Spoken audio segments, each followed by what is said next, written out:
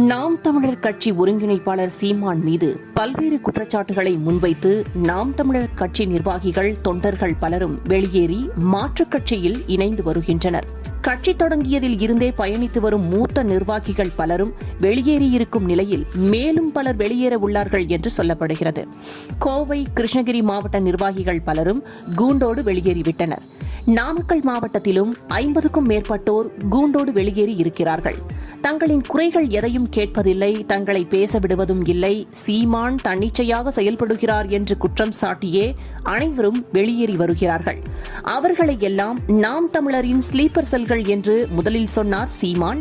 பின்னர் என் முதுகில் பூச்சி ஊர்ந்து கொண்டிருப்பது எனக்கு தெரியவில்லை, அது தெரிந்தால் எடுத்து தூர போட்டு விடுவேன், அதை மற்றவர்கள் கண்ணுக்கு பட்டதும் எடுத்துக்கொள்கிறார்கள் என்றார். அதாவது தனக்கு தொல்லை தரும் பூச்சிகள் என்றே வெளியேறும் கட்சியினரை விமர்சிக்கிறார் சீமான்.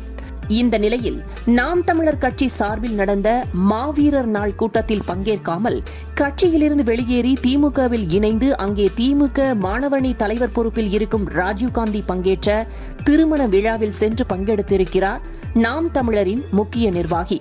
அவர் வேறு யாரும் அல்ல, தென்மண்டல ஒருங்கிணைப்பாளர் நெல்லை சிவக்குமார் தான். இவர் மாவீரர் நாள் விழாவில் பங்கேற்காமல் ராஜீவ்காந்தியுடன் திருமண விழாவில் பங்கேற்றதால் கட்சிக்குள் சலசலப்பு எழுந்திருக்கிறது.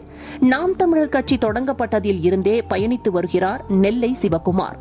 அவருக்கே சீமான் மீது அதிருப்தி ஏற்பட்டதன் விளைவாக அவர் ராஜீவ்காந்தியுடன் சென்றிருக்கிறார். விரைவில் நெல்லை சிவக்குமார் நாம் தமிழரில் இருந்து வெளியேற உள்ளதாக தகவல் வெளியாகி உள்ளதால் நாம் தமிழர் கட்சிக்குள் சலசலப்பு ஏற்பட்டுள்ளது. சமீபத்தில் நாம் தமிழர் கட்சியின் தலைமை ஒருங்கிணைப்பாளர் சீமான் நடிகர் ரஜினிகாந்தை போயஸ் கார்டனில் சந்தித்து 2 மணி நேரம் 15 நிமிடங்கள் பேசினார். இந்த சந்திப்பு குறித்து பல்வேறு தகவல்கள் பரவி வருகின்றன. சீமான் தலைமையில் கூட்டணி அமைகிறது, அதில் பாஜகவும் இணைகிறது என்றும் அந்த அணிக்கு தன்னை முதல்வர் வேட்பாளராக அறிவிக்க வேண்டும் என்றும் ரஜினியிடம் சீமான் பேசியதாக தகவல் பரவுகிறது. தேசிய ஜனநாயக கூட்டணியில் சீமான் இணையப் போவதாகவும் சீமான் முதல்வர் வேட்பாளராக அறிவிக்கப்பட போவதாகவும் அந்த கூட்டணிக்கு ரஜினி வாய்ஸ் கொடுக்க போவதாகவும் செய்திகள் வருகின்றன. பாஜகவுடன் கூட்டணி வைப்பதால் சீமான் சங்கி என்று பலரும் விமர்சித்து வரும் நிலையில் சீமானின் வெள்ளை நிற உடையில் காவி உடையாக்கி அட்டைப்படம் போட்டது பிரபல வார இதழ். இது கண்டு கொதித்து போன சீமான், நானும் ஐயா ரஜினிகாந்தும் 2.25 மணி நேரம் சந்தித்தோம், என்ன பேசினோம் என்பது எங்களுக்கு தான் தெரியும், அதை சொல்ல வேண்டிய அவசியம் அவருக்கு இல்லை, எனக்கும் இல்லை, ஒரே ஒரு முறை நானும் அவரும் சந்தித்ததுக்கு ஏன் இப்படி ஐயோ ஐயோ என்று குதிக்கிறீர்கள்? அவர் திரையுலகில் சூப்பர் ஸ்டார், நான் அரசியலில் சூப்பர் ஸ்டார், 2 ஸ்டாரும் சந்தித்ததால் பயந்து விட்டார்கள் என்றார்.